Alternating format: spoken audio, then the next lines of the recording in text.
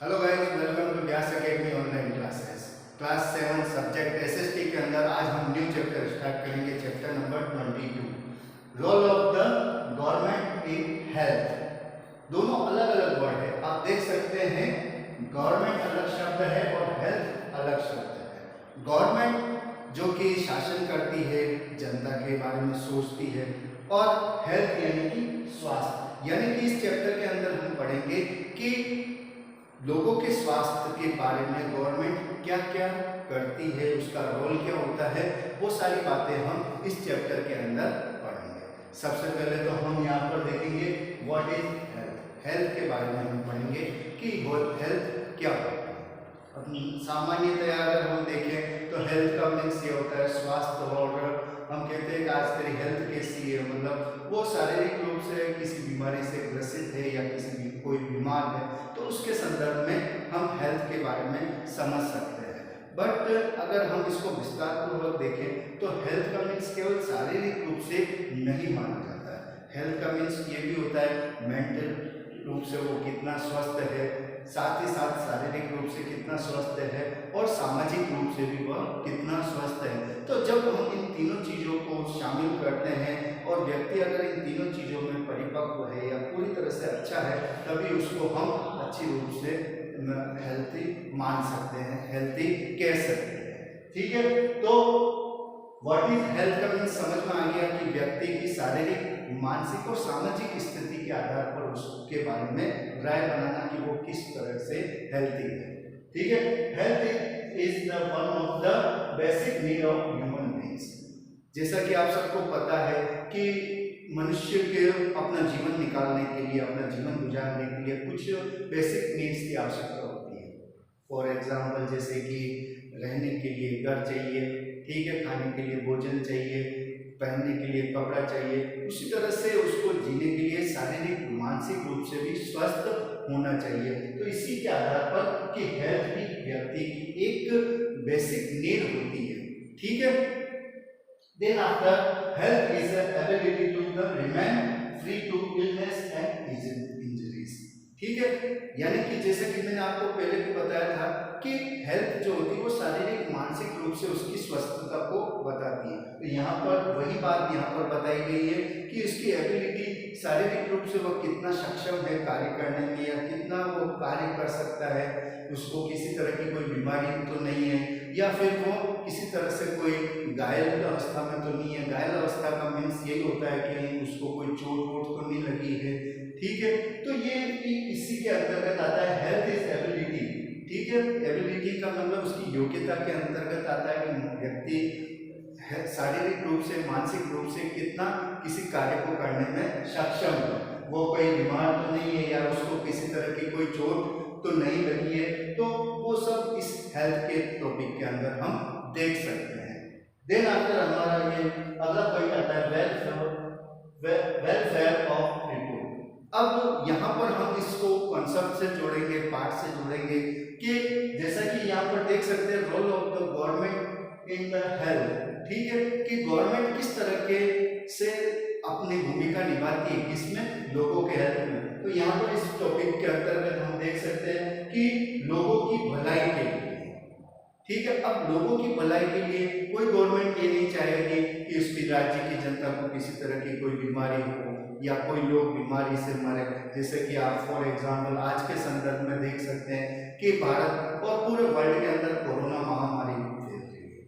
तो सरकार इस महामारी से बचने के लिए, लोगों को बचाने के लिए कई तरह के प्रयत्न कर रही है, कई तरह के प्रोग्राम चला रही है। ठीक है, जैसे कि जांचें करवा रही है कि किसी व्यक्ति को कोरोना तो नहीं हुआ है। इसके अलावा अगर हो गया है तो उसको किस तरह से उसका ट्रीटमेंट उसको किया जा रहा है। तो वो क्यों किया जा रहा है?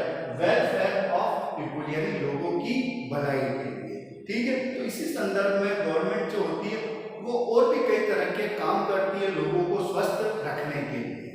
ठीक है, अब अपना जो नेक्स्ट टॉपिक आता है health care in India. Health care in India का मतलब भारत के अंदर किस तरह का हेल्थ केयर है, वो इस टॉपिक में हम देखेंगे। आप सामान्यतया देख सकते हैं कि जिस जगह पर शारीरिक, मानसिक रूप से स्वस्थ लोग निवास करते हैं, रहते हैं, वहाँ का देश जो होता है या वहाँ की जो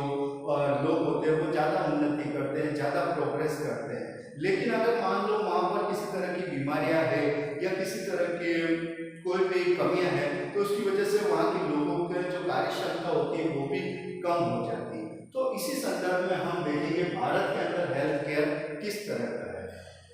आपको ये जानकर ताज्जुब होगा कि हमारा जो देश है भारत, वो दुनिया का सबसे लार्जेस्ट प्रोड्यूसर है डॉक्टर्स।